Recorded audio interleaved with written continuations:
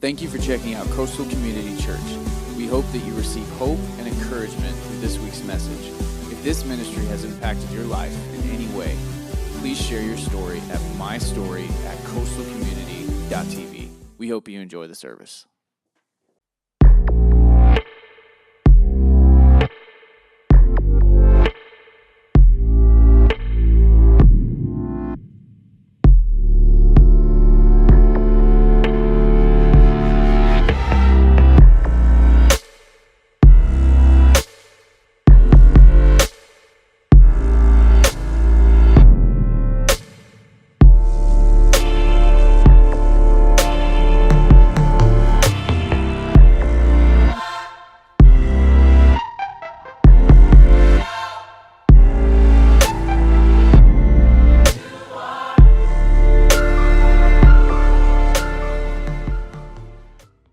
Morning, Pompano. How you guys doing this morning? You guys doing well? Fantastic. Hey, my name is TJ. I'm one of the pastors here. We're glad that you're with us.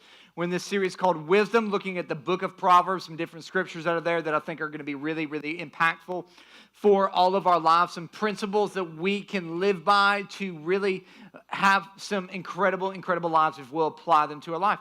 And I want to start off because I got an email like a week and a half ago from somebody, and they posed a great question to me that I thought would be beneficial for us all, because I'm sure some people have thought about it and they're just scared to death to email me, and that's okay.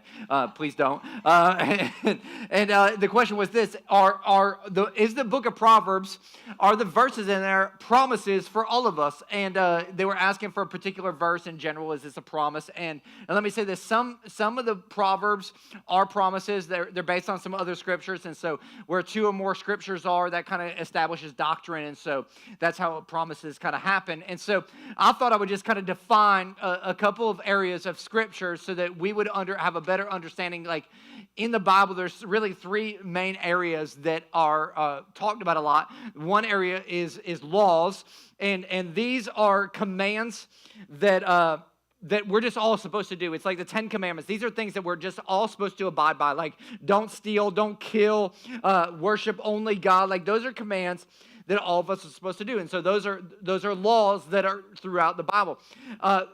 Other places in the Bible, there are promises. And these are guarantees of what God will do or what is going to happen in life. And so you have scriptures like Deuteronomy 31:6 that says, I'll never leave you, nor will I forsake you. That's a promise from God. He's promising us something as believers, that He'll never leave us, nor will He ever forsake us. Then there is the book of Proverbs, and there are other places in the Bible that there are proverbs. And basically what a proverb is a proverb is a catchy description of the way things generally are. And so the book of Proverbs is a group of thoughts about the way things generally are. These are wise thoughts, like generally these things happen. So let me use one as an example. How about like Proverbs 21:9? It's better to live on the corner of a rooftop than with an angry, contentious wife. And if you've ever had an angry, contentious wife, you know that the corner of a rooftop is a better place than that. And so like that's just a catchy phrase. Like, oh, that's true. Like a better one might be, in Proverbs, I believe it's chapter 3, it says the generous will prosper. Like that's a catchy catchphrase that for the majority of the time is true. But I've also met people that are generous that aren't necessarily prospering financially. And so while that's generally true, it's not always true. And so it's a generalization of like, hey, these are just wise things to live by. And this is what I know is while all of these might not be promises, every single proverb that I've applied to my life has been extremely, extremely beneficial to my life. And so I just wanted to kind of set the tone with that because I thought that was a great question from somebody. So we've been in this series on Proverbs, and I've been looking at Proverbs from kind of a relational perspective from my part. We've had some other pastors speak in this series, and so from my perspective, I always look at everything through the lens of relationship, because that's what I think so much about life. Life is about relationship.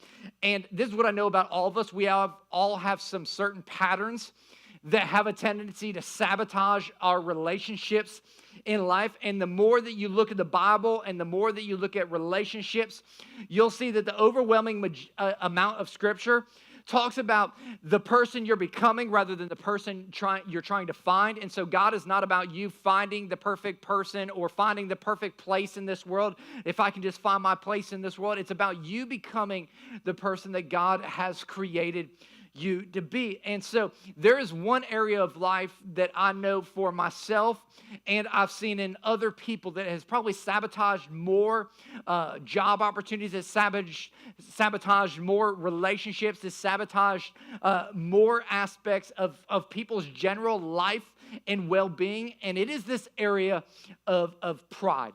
And the book of Proverbs has so many verses on the subject of pride. It was hard for me just to pick out a couple, but there's two verses I want to build off of today. And it's Proverbs 29:23. It says, pride ends in humiliation, while humility brings honor. And then Proverbs 16:18 says, pride precedes destruction. An arrogant spirit gives way to a nasty fall. And anybody that has seen a prideful, arrogant person, and a lot of times you can look ahead and you can see the train wreck that is about to happen in their lives. And isn't it easy to spot those things right before they're about to happen? And isn't it fun to watch? I'm just being honest. Like, it's like I know that that's harsh, but when somebody's prideful, you're like, man, I want them to be humbled. You know, it's like there's this something inside of us. And honestly, I have a huge issue with pride, and I'll never forget. There was a youth venue just a little bit further south on US 1 called Rocketown. And a couple of years ago, there was a huge concert that was going on, and they were expecting it to be one of the biggest shows they'd ever put on. And I was trying to convince the people that ran this organization to let me come in and speak to these kids in between shows. I was like, I've never done youth ministry. I have no clue, but this genre of music kind of brought together all the 12 to like 22-year-old emo kids. And I don't know if you know what an emo kid is. They're the extremely emotional children of this generation. They're the ones that wear all black and, you know, have silver things and you know, make their faces really white with dark eyeshadow and all that kind of stuff. And they're extremely, they love music that's like, and they'll be like, oh, they just said I love you. And I'll be like, what? You know, and like, they're like, but they totally get like, they get into it and they just vibe in that scene. And so I convinced these guys, I'm like, dude, I can connect with these kids, man. I've got this. And I started hyping myself up beyond even my own hype that I have. Like, you know, like I can hype some things. In fact, Mark, who used to work at Rocketown, he's like, dude, you're a hype man. And I'm like, and I was just, I overhyped myself, like to the point where I was thinking I was pretty much bad to the bone. You know what I'm saying? Like, I'm all that in a bag of chips, add some guacamole dip. Like, I got it going on. And so, like, I roll into this event, and, like, the bands happen. Like, it comes to intermission. And the big band that's coming up is this band called Enter Shikari. And it's, like, the band that every kid is there for. And I'm having a problem because the only name that I can get out of my mouth is Shakira, because Shakira happened to be really big at the time. Like, Shakira, you know, like, you all remember that. And so Mark's like, dude, do not say Shakira. Mark, do not, TJ, whatever you do not say Shakira. It will go bad for you. And I'm like, dude, I'm not going to say Shakira. I'm going to say Enter Shikari. And so I get up and I'm like, what's up? You guys ready for Enter Shakira? And like, as soon as it comes out of my mouth, it's like the entire crowd turns against me in like one instant. And I don't know if you've ever been booed really bad by 12 to 22-year-olds, but they can be vicious. Like, I they were saying things about my mom, my dad, like, they condemned me to hell. It was, I got booed off the stage. It is probably my most embarrassing moment as a public speaker in my entire life. And the people that were there, they're smirking because they remember how terrible it was. Like, and I had the best message prepared. And I tried to cast that net out there, and it was flowing nowhere. It was like caught in the wind. It just fell right back on me. I was like, it is a train wreck. You want to know why? Because pride always ends in humiliation. An arrogant spirit always gives way to a nasty fall. And when I look at my life and I look at other people's lives, at the bottom of most of the issues of their life is this area of pride. And I've been in ministry for 19 years, and I've had a lot of people come to me and say, man, Pastor TJ, I'm struggling with this addiction. Man, I'm struggling with lust. I have an anger problem. I'm having trouble loving other people. But never in the history of me pastoring have somebody said, hey, Pastor TJ, I'm coming to you because I have an issue with pride, and I need you to help me deal with it. And I think the reason why that doesn't happen, I actually think there's a couple of reasons why that doesn't happen. One, I just think it's so hard for us to detect in our own lives unless we hit absolute rock bottom for us to see pride as an issue in our life. The other reason is because in our culture and society today, while pride might be looked at as a little bit of an annoying thing, I think for a lot of people it's actually looked at as a virtue in life. It's just part of being a strong, confident, high achiever in life. And the problem with that kind of thought is that the Bible teaches that pride is so lethal not only to our life and to our relationships, but it's extremely lethal towards our relationship with God. It is a separator of us and God. And that's why we read that it leads to destruction and humiliation. So what I want to do is I want to take a couple minutes and I want us just to look and dive into what pride is and is that an issue in our life. And so we're going to take a couple minutes and there's going to be some evaluations in this section. And I know some of you guys are high achievers and so you want to skip ahead and just start evaluating yourself. Listen, you don't want to be in a rush and be prideful. Those are two bad combinations. So just hold up, let me explain, then you can kind of assess yourself throughout this. And so if you're taking notes, some different forms of pride. The first one is self-centeredness. How do you know if this is you? If your friend takes out their phone and goes, hey, I want you to check out this picture. Do you remember back in the day when all of us went and did this and you start reliving memories and you're looking at this picture and we're talking about what happened that day, the scene that was happening around you, and you act like you're listening to your friend that's telling you all the things, trying to reminisce, but the entire time they're holding the phone, you only have one focus, and that is you in that picture. Or how about this? Somebody takes a picture and there's 4 of you in the picture and you base how good that picture is based on how you look. The other 3 people have their eyes shut in the photo, but you're like, dang, I'm looking flying hot in that picture. Facebook post, you're like, that's how you evaluate your life. Or have you ever had a conversation with somebody and thought, oh man, that was nice, but I wish we would have talked a little bit more about me. Like, I wish I would have gotten a chance to talk a little bit more about my story and about what's going on with me.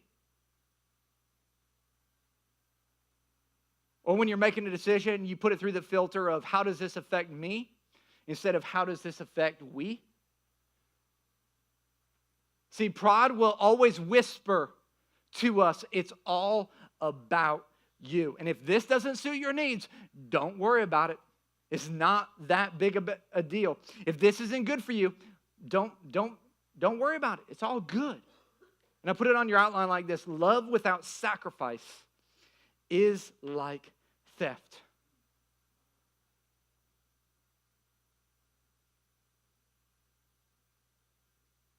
A lot of us, we just want to be loved, and so we're just grabbing. It's all about me. It's all about me. It's all about me. It's all about me. But what God requires of every relationship is for us to love other people.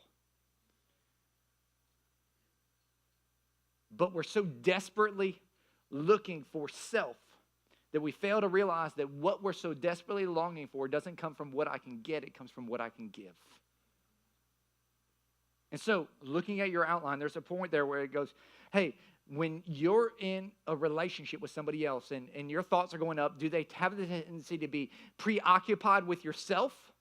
It's all about me, or are you tend to be not as preoccupied with yourself, but preoccupied with what's going on in the other person? Like, evaluate yourself. Where do you fall in that scale? Is most of your thoughts about you, or most of your thoughts about other people? Second area there is self-reliance. Self-reliance. Most people don't think about this as prideful, but have you ever wondered why you have such a hard time asking other people for help? You want to know why you have a hard time asking other people for help? It's because of pride. You think you can make it throughout this life without needing the help of other people. And I believe that this is one of the greatest community killers out there. And I'm just going to be honest, and I'm going to say some things to some of you guys that you're going to get upset about, that you're not going to like, but somebody needs to tell you the truth. Somebody needs to be upfront, and they need to be honest with you. And so I'm unapologetic about this, but I'm going to do this with some grace and with some love. Some of you need to know and understand today that you cannot overcome that addiction that you're facing right now by yourself, and you need to humble yourself and get some help. Some of you today, you need to realize that you cannot make this marriage work on your own, and you need to go see a counselor, and you need to humble yourself today. Some of you need to realize that you're not going to overcome this fear, that you're not going to overcome this anxiety, that you're not going to overcome this depression on your own, and you need to humble yourself today and seek some help of some friends. Some of you think you can live this life without fully submitting to the lordship of Jesus Christ today, and you need to humble yourself. See, when we have this pride of self-reliance, not only do we fail to see this need for redemption, but we fail to see this need for growth in our lives and in spiritual matters. And what happens is ourselves become God, and the God of the universe takes a back seat. Because it's all like, I don't need God because I got me. And God just gets pushed to the side. In Psalms 10, verse 4 says, in his pride, the wicked man doesn't seek him. In all of his thoughts, there's no room for God. See, when it becomes all about us, we are consumed with ourselves and we push God completely out of the way. And so on your graph, are you somebody who is extremely self-reliant on yourself? Are you somebody who is only dependent on yourself? Or are you somebody who is open and willing to go seek the help of other people? Just rate yourself, kind of evaluate where are you at in that. The third area that I think pride really creeps up is this area of self-deception. Proverbs 29:1 says this, whoever stubbornly refuses to accept criticism will suddenly be destroyed beyond recovery. Now, what's going on with people is that they're stubborn and they have pride, which means that they can't be rebuked or reproved or corrected in life. And what this means is basically you're a person who just can't help defending yourself against everything. You are in constant defense, and you find it in your home, in your workplace, in your relationships. Everywhere you go, you are defending yourself all the time. And if you find yourself doing that, you are probably a little deceived on yourself. And what will happen is somebody will show you an error, or somebody will show you a flaw, or somebody will show where you made a mistake, and you completely ignore that because you don't make mistakes. You don't have flaws. In fact, rarely in your life have you ever said, I'm sorry. You want to know why? Because you're always right.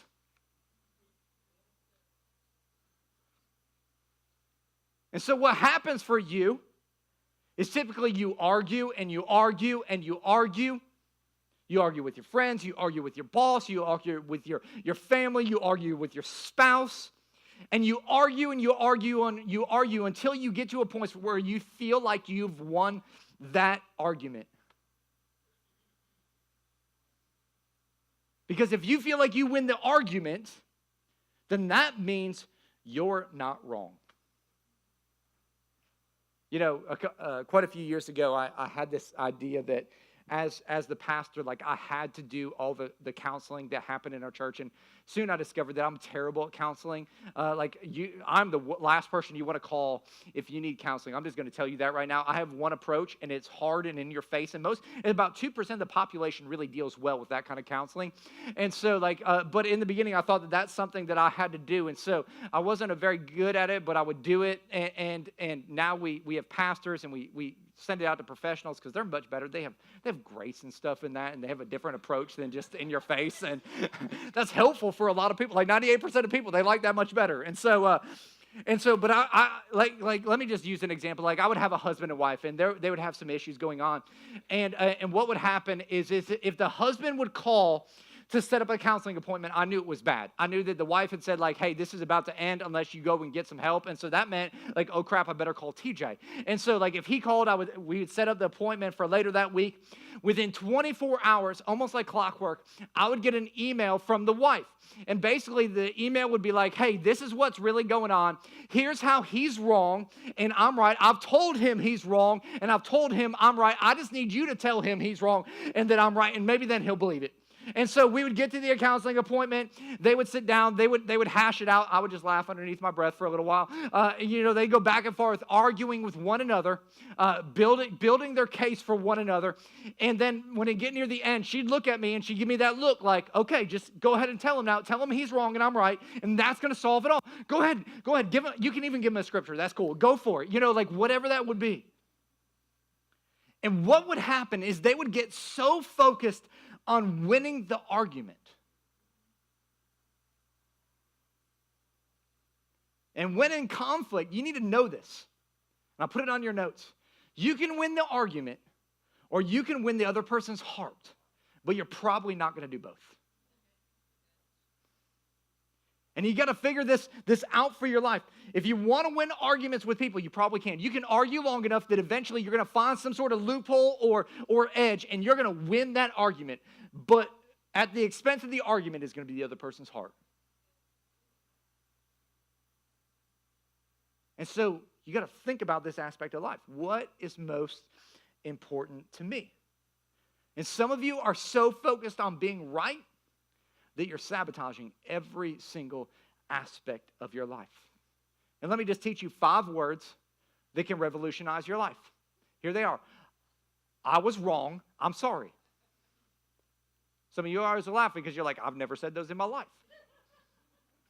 I was wrong. I'm sorry. In fact, on the count of 3, we're all going to just practice it. And I know this will be the first time for some of you all. So just bear with me. I know it's going to be difficult, but you can do it on the count of 3. 1, 2, 3. I was wrong. I'm sorry. Now, doesn't that feel good?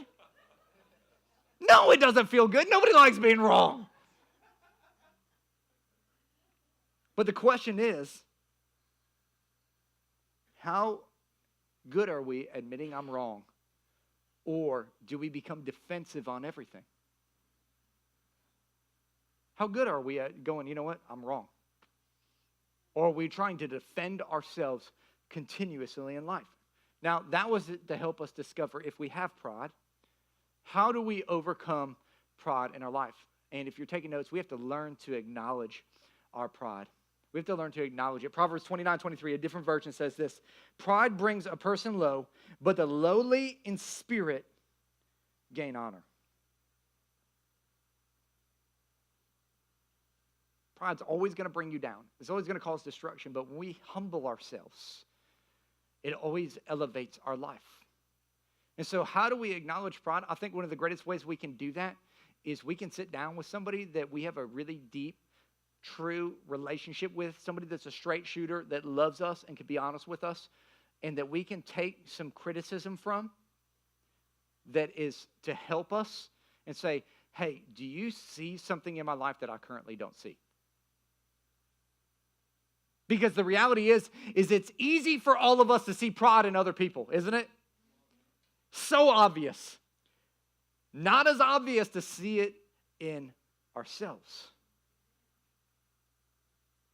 And so just a word of truth. If you've been thinking about somebody else this entire message, you've been thinking, man, I wish so-and-so was here. They need this. They're so prideful. Listen, this isn't about them. This is about you. And the reality is this issue of pride is an issue we all face. This isn't limited to just that person you were thinking of. This is something that is a reality of your life. And the humility that the Bible is calling us to cultivate isn't this sense of false humility where when you're good looking, you act like you're unattractive, or when you're smart, you act like you're stupid. Like that isn't what it's calling you to face. Or I love this. This is my favorite thing when people are like, God, make me nothing. Listen, if God wanted to make you nothing, he would have done that. He has that power and that ability. The humility that God is looking for here is he's saying, like, hey, instead of praying some false prayer like that, why don't you pray a prayer like this? God, just show me the areas of my life where pride tends to be an issue. Why don't you reveal those things to me? Why don't you make them evident and real so that I have to deal with them? That's humility. That's getting low and going, God, I'm opening myself up and I'm exposing the closets that have been shut. And I want you to shine some light into some dark places and reveal those things. And as God does, what you do is you go and you start addressing those things.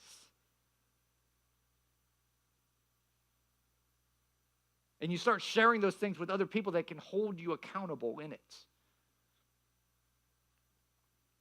Secondly, we need to learn to love instead of being loved. And this is a tough area because it's so easy for us to want to be a people pleaser in life.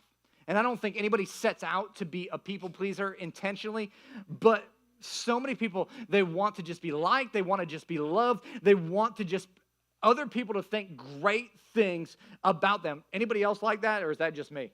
Like, I want people to like me, love me, and think great things about me. I mean, that's pretty much all of us. And it's so easy to want that love. But the problem is when we try to live a life where we're seeking love instead of doing love, it leads to all kinds of unhealthy extremes in our life. It just really, really does. And so people that are people pleasers have a tendency to think that they're great leaders. They have a tendency to think that they're great managers. They have a tendency to think that they're great friends. In fact, they just think that they're great at everything. They just have that thing. And the reason they think that is because they have this gift to make people like them. And they think that their life is structured in such a way that they're loving other people, but they're not really loving other people. They're just doing life to receive love. They just want love. And if your desire is to just be loved in life, then what happens is that is always going to develop this super huge proud heart in you. But if your desire is to love others, it's going to cultivate this heart of humility because love always calls us to sacrifice, which means we have to humble ourselves. And so you have to ask yourself an honest question when you look at your life, in your relational world, and your life world, and your behavior. Is my primary motivation to love others, or is it to be loved by others? What is my motivation? And we all know the motivations of our heart. And finally, we need to learn to love instead of judging. Proverbs 3:34 says, "He mocks proud mockers, but gives grace to the humble." Now, this isn't all of us, but some of us, we view life as a huge movie, and we are the critic for that movie. That's how we view life. We look around and we're the critical eye for your life. And this is how you know that this is you. If one of your catchphrases in life is this is none of my business, but... Listen, and if you use that phrase, this is none of your business, but, you should go, but it's none of your business, so I'm going to shut up right now. But if you use that phrase a lot, you're probably very, very critical in life. And you have to decide which end of that scripture do you want to be on. Do you want to be on the part where God mocks you or where God gives you grace? It's a choice right there. Now, I'm not talking about accountability and evaluation from a loving friend that can go in and speak things in your life. I'm just talking about you being critical of people in general and judging them. Because what happens is when you have a judgmental heart, you end up building up all of this pride because you get this arrogance about yourself that thinks that you're better than other people. And it ends up creating all kinds of conflict in your life till you get to this point where you get offended at everything. You know, and it goes back to what we talked about last week, that we lose the art of overlooking an offense. When our heart becomes prideful, we lose that ability. And so what happens is the way other people vote totally offends you. The way that other people spend their money, that is extremely offensive to you. The way that other people parent their children, I cannot believe they would do it that way.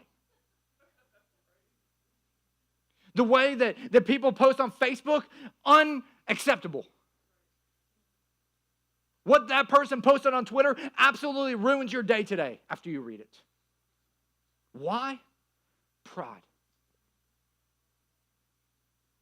Judgmental heart. And there's a verse in Matthew that so many times gets explained away.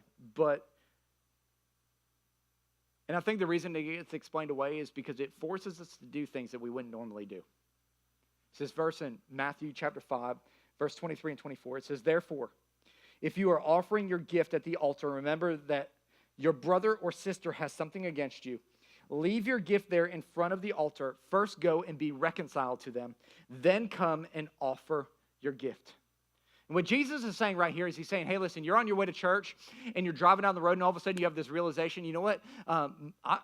There's some conflict with my spouse that I left at home, that I left early because she was running late and I just got frustrated with her. He said, the best thing you could possibly do is you could, instead of continuing on your way to church and worshiping on your own, he said the best thing you could do is pull over on the side of the road, turn around, go home, and reconcile that conflict. He says at work tomorrow, when you have something against your coworker, instead of hauling off all of your friends to lunch to talk about that other coworker, what you should do instead is you should go find that coworker, take them to lunch, and do everything within your power to reconcile that relationship. That fight that you had last night with your spouse, instead of going to work today, you should call in and say, hey, I'm going to be an hour late, and you should stay at home and reconcile with your spouse. Again, everybody tries to explain this verse away and say it's something else. But essentially what it's saying is, man, you got a problem. You need to make that right. And you need to do whatever it takes to reconcile that thing. And I know when I say you need to call them or do this or forgive them or make this right, that all kinds of excuses start to pop up in your mind. Well, TJ, you don't understand. You don't understand what they did and what they said and how they did it and what kind of conflict they did. And what fuels all of that stuff that's stirring up inside of your heart right now is pride. And honestly, you have got to deal with it because it's sabotaging so much of your life. Because what's scary about this verse is not only is it impacting your relationship with that person, because that relationship is being impacted, but what's scarier about this verse is the fact that it's impacting your relationship with God. Some of you guys are like, I want to feel close to God, but I just keep getting to this point. It's probably this. And I know that some of you guys, you could go, TJ, man, if you would just give me 5 minutes, I could explain exactly what happened and why I feel this way and why they're wrong and why I'm right. And you could build a case that would be impeccable. Like you really could. Like you, in that 5 minutes, you could totally convince me of the reasons why you're right and they're wrong. And I put it in your notes like this. You can build a case or you can build a bridge. And that's really important because that is what this verse in Matthew is talking about. You can build a case or you can build a bridge. And see, why this verse is important is because we serve a God who had every right to build a case against us. Man, he could just take the last week and he could build a case that would be airtight against us of why we should be condemned to hell, why we should live with depression and fear and anxiety, oppression, why we should continue to not be healed, why we should not have breakthroughs in life. There could be a huge case, but instead of building a case, you know what God did? He sent Jesus to build a bridge. He sent him to build a bridge.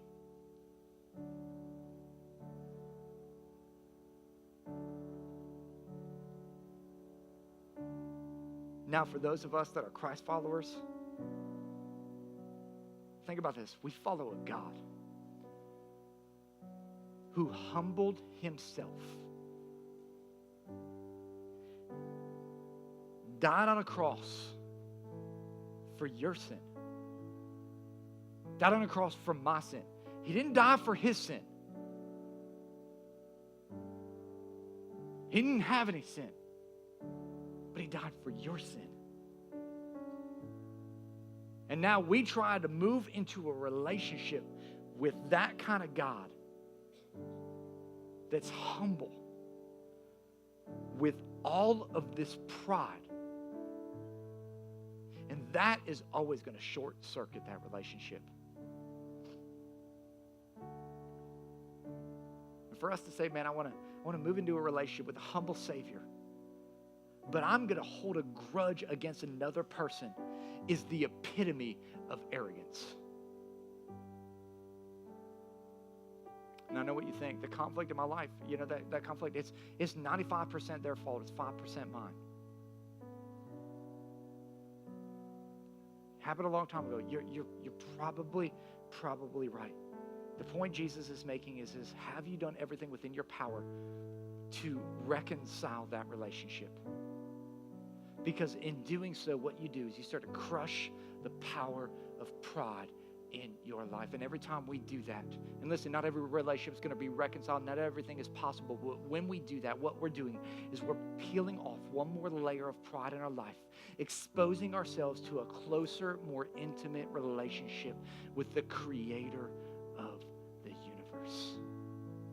God opposes the proud, but he gives grace to the humble. And I believe that today, guys, as we humble ourselves, as we rid ourselves of pride, man, that he's gonna pour out more grace in our lives than we have ever experienced. Let's pray.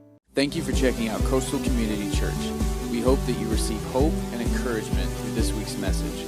If this ministry has impacted your life in any way, please share your story at mystory@coastalcommunity.tv. We hope you enjoy the service.